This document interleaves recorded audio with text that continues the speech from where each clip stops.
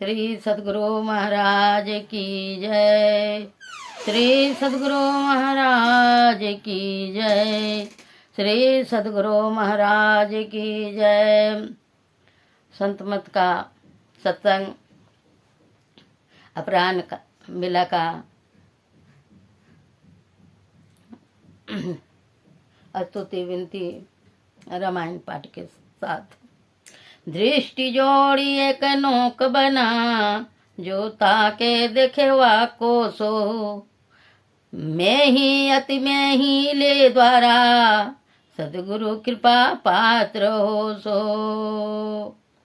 समय गया फिरता नहीं, झटी करो निज काम। जो बीता सो बीतिया, अब हूँ गहो गुरु नाम। अब हूँ गहो गुरु नाम। श्री सद्गुरु महाराज की जय। सब संतन की बड़ी बलिहारी, बड़ी बलिहारी, बड़ी बलिहारी। सब संतन की बड़ी बलिहारी। उनकी स्तुति के ही विधि कीजिए, मोरी मति अति नीचे अनाड़ी। सब संतन की बड़ी बलिहारी। दुख भंजन बाबा पंदन गंजन, ज्ञान ध्यान निधि जग उपकारी। बिंदु ध्यान विधि नाद ध्यान विधि, सरल सरल जग में परचारी। सब संतन की बड़ी बलिहारी। धनी ऋषि संतन धन्य बुद्ध जी, शंकर रामानंद धन्य घारी। धन्य साहब संत कबीर जी, धनी नानक गुरु महिमा भारी। सब संतन की बड़ी बलिहारी। गोस्वामी श्री तुलसीदास जी, तुलसी साहब अति उपकारी। दादू सुंदर सुर स्वपचरवी, जग जीवन पल टुभयहारी। सब संतन की बड़ी बलिहारी। सतगुरुदेवी अरोजे भय होंगे सबचर नन सिरधारी। बजता है मैं ही धन्य धन्य काहे, गाही संत पद आशा सारी। सब संतन की बड़ी बलिहारी। प्रेम भक्ति गुरु दीजिए, बिनवों करे जोरी। पल पल छोहना छोड़िए, सुनिए गुरु मोरी।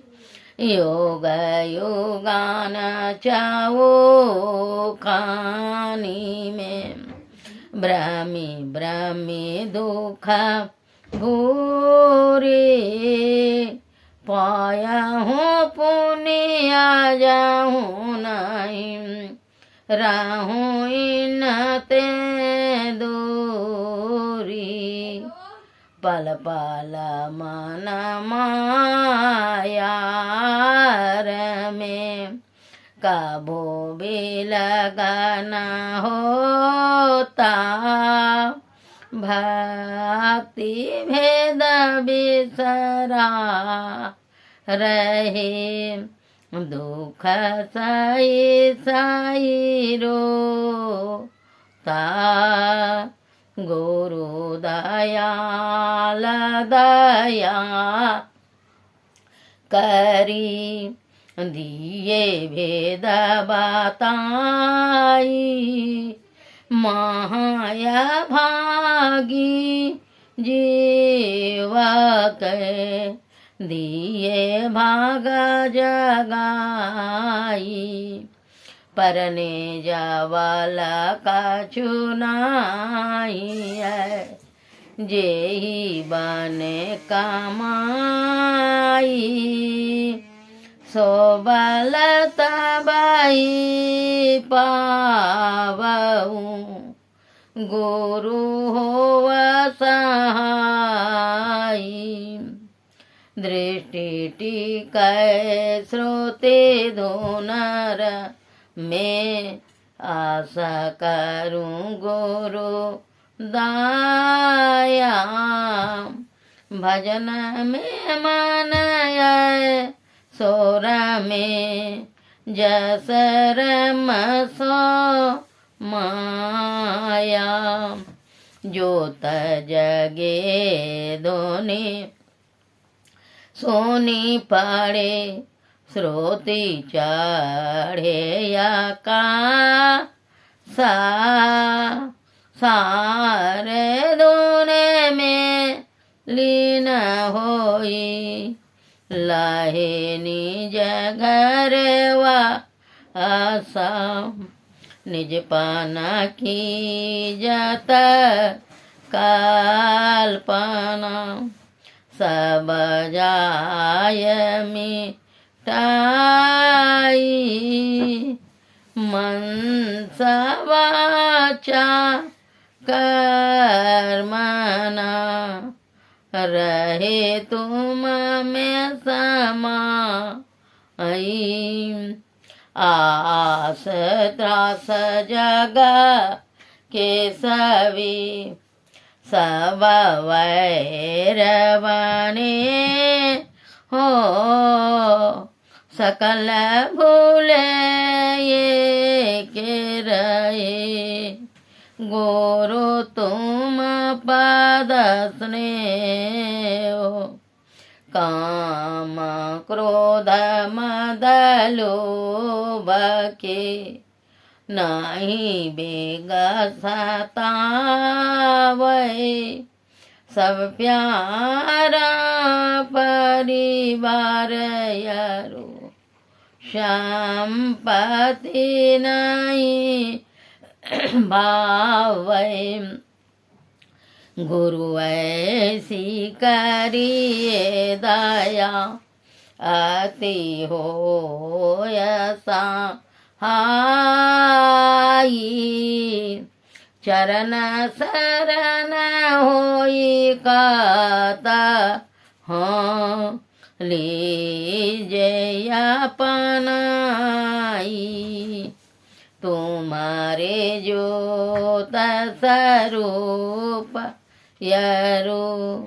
तुम्हारे धुन रूपा परखतर होने से दीन गुरु करूँ दाया नूपा। श्री सद्गुरु महाराज की जय। अब कुछ समय ध्यान। श्री सद्गुरु महाराज की जय।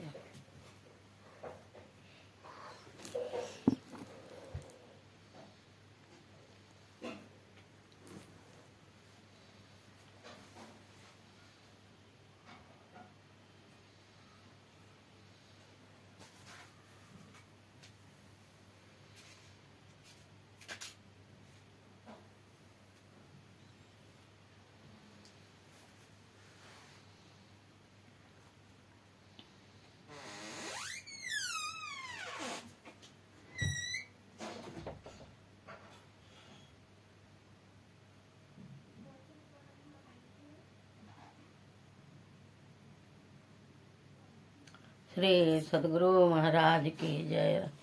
रामचरितमानस। रामचरितमानस का पाठ। बालकांड।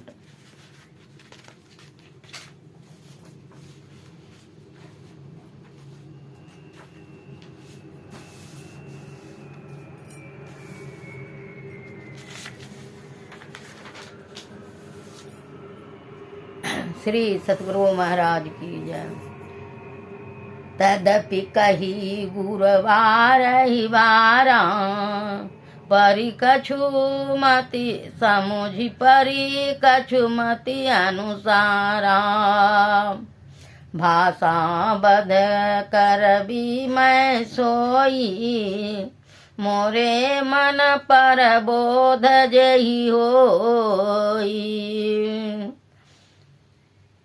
तो भी गुरुजी ने जब बार बार कथा कही तब बुद्धि के अनुसार कुछ समझ में आई।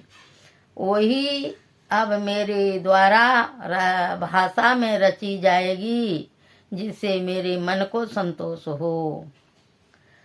जस कछु बोधि विवेक बल मो मेरे तस कहियऊँ हरि के प्रेरे।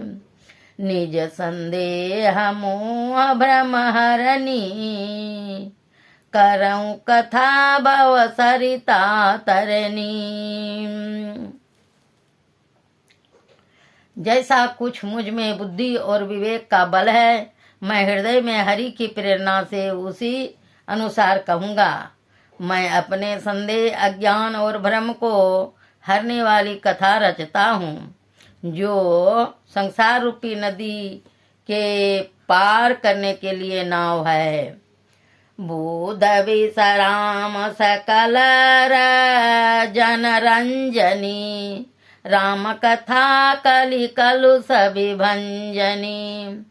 राम कथा कलि नग भरनी पुनि विवेक पावक कहूँ अरनी। राम कथा पंडितों को विश्राम देने वाली सब मनुष्यों को प्रश्न करने वाली और कलियुग के पापों का नाश करने वाली है। राम कथा कलियुग रूपी सांप के लिए मोरनी है और विवेक रूपी अग्नि के प्रकट करने के लिए अरनी मंथन की जाने वाली लकड़ी है। अर्थात इस कथा से ज्ञान की प्राप्ति होती है।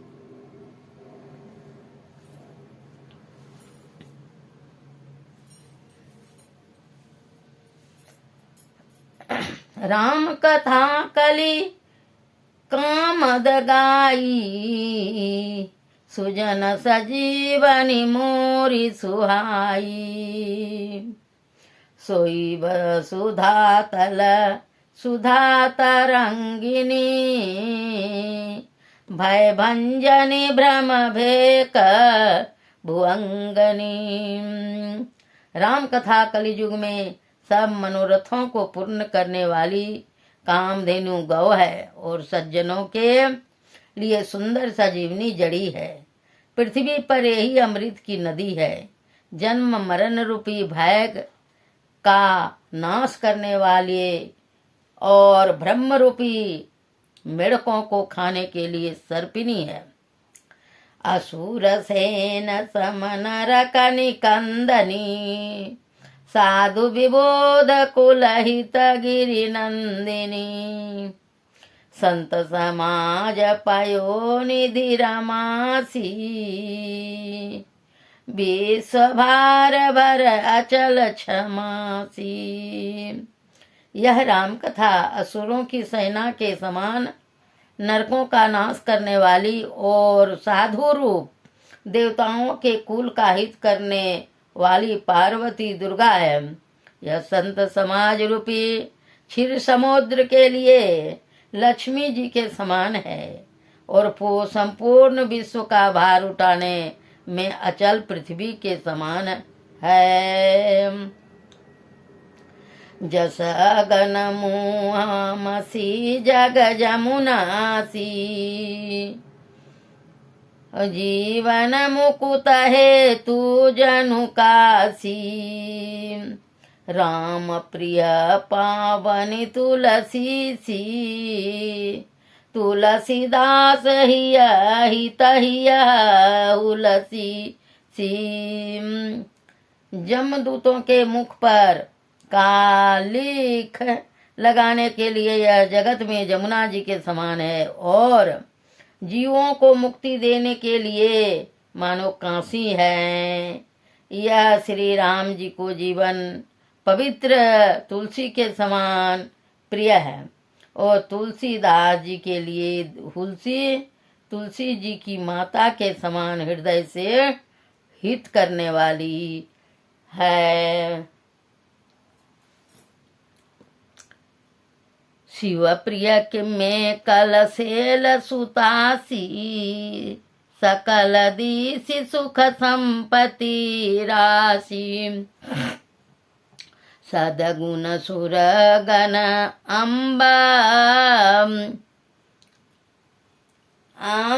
अदिति सी रघुबर भक्ति प्रेम परमिति सी। यह राम कथा शिव जी को नर्मदा नदी के समान प्यारी है। यह सब सिद्धियों की तथा सुख संपत्ति की राशि है। सतगुण रूपी देवताओं के उत्पन्न और पालन पोषण करने के लिए माता अदिति के समान है। श्री रघुनाथ जी की भक्ति और प्रेम की परम सीमा सी है। द्वार राम कथा मंदाकिनी चित्रकूट चित चारु तुलसी सुभग सनेवन सिय रघुवीर बियारू। श्री सद्गुरु महाराज की जय।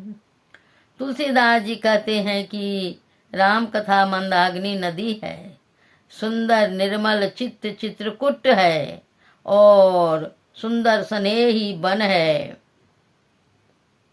जिसमें श्री सीताराम जी विहार करते हैं।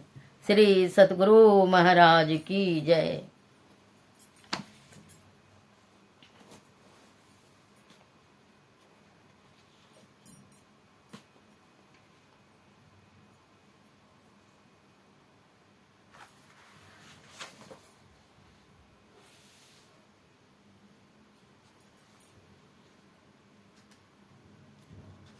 गुरु महाराज जी की वाणी।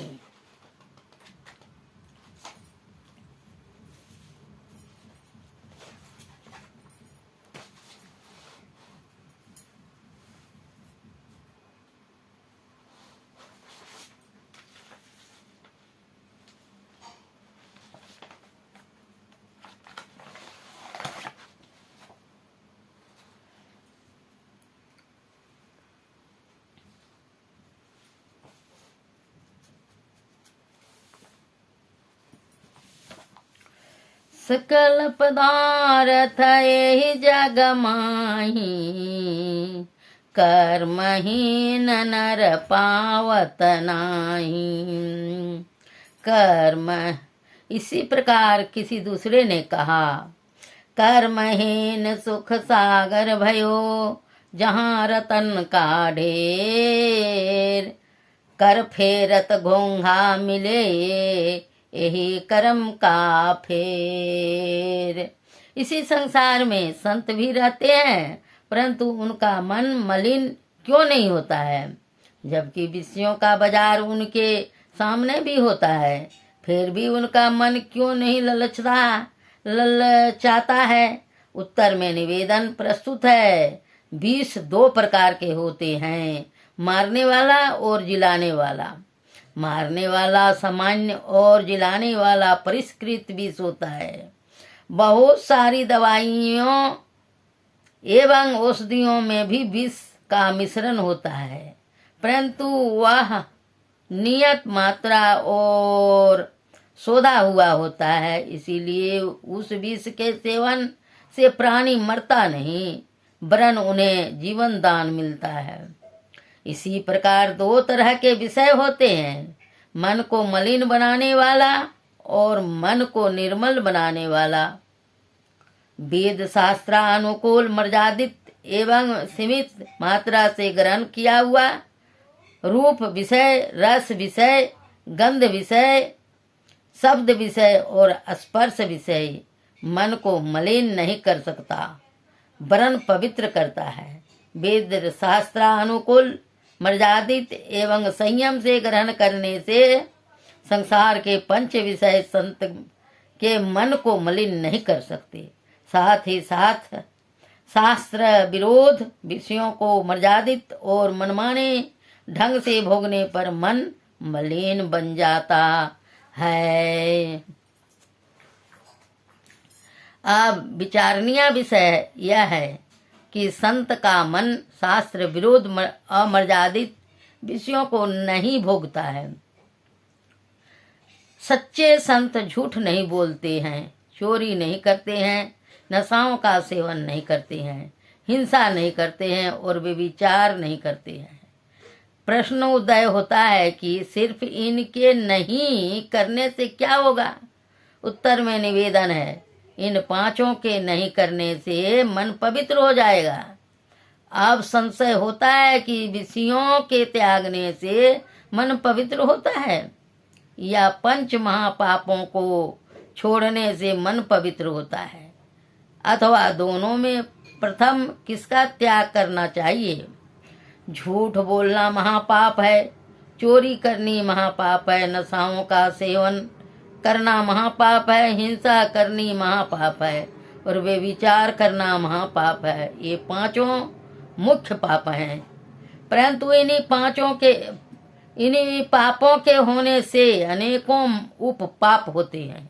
अब प्रश्न होगा कि पाप के होने से क्या होता है, तो याद रखिए, पाप के होने से ही सारी आफतें आती हैं तथा अंदर में घोर अंधकार होता है, मन चंचल होता है, मन मलिन होता है, भजन में अनेकों विघ्न उपस्थित होते हैं, अनेकों असाध्य रोग होते हैं, मन में शुभ संकल्प नहीं होते, भजन में मन का ऊर्ध्वगमन नहीं होता है, आत्मबल क्षय हो जाता है, इंद्रियां प्रबल हो जाती है, मन में समस्त दुर्विचार उत्पन्न होते हैं, भजन करने की रुचि खत्म हो जाती है, बुरे कर्मों के प्रति मन में उत्साह होता है, अच्छे कर्मों के प्रति मन में घृणा होती है, मन में बुरे बुरे संकल्प उठते हैं, भजन के समय निंद, आलस्य, प्रमाद, दीर्घ सूत्रता आती है, अपने से श्रेष्ठ में दोष दिखलाई देता है, दूसरों की निंदा करने की प्रवृत्ति होती है, विपत्ति आने पर घबराहट होती है, दुख सहने की ताकत खत्म होती है, मन में सम्मान पाने की भावना होती है, दूसरे का सम्मान देखकर जलन होती है, मन में कर्तापन का बोध होता है, पद प्रतिष्ठा और पैसा पाने की इच्छा होती है, इष्ट प्रेम कम होता है, त्याग वैराग का मन में अभिमान होता है। दूसरे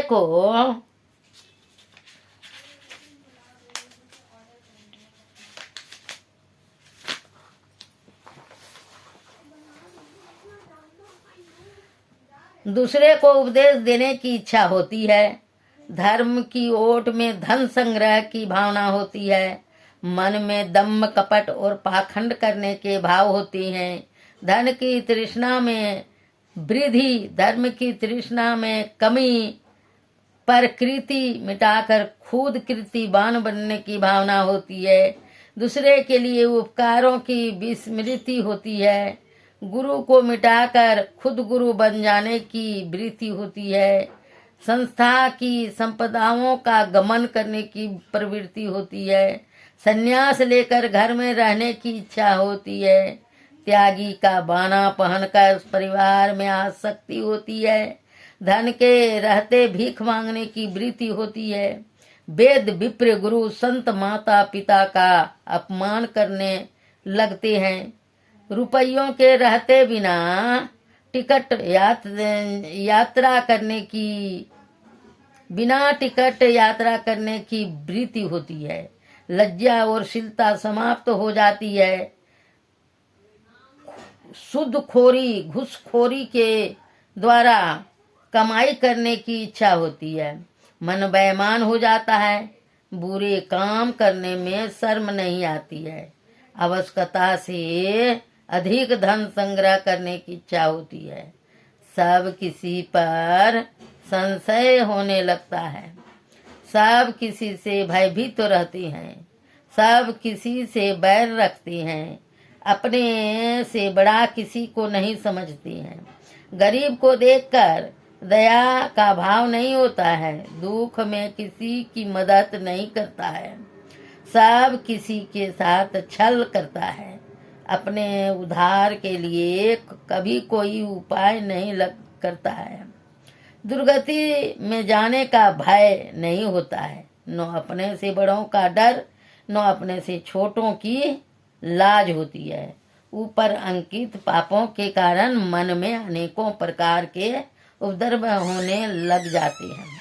अतएव जो अभ्यासी मन को पवित्र करना चाहते हो, वे पंच पापों से अपने को सर्वदा अलग रखें, क्योंकि पापियों के मन में ही विषय भोग की इच्छा बलवती रहती है और विषयों की इच्छा करने से ही मन मलिन होता है।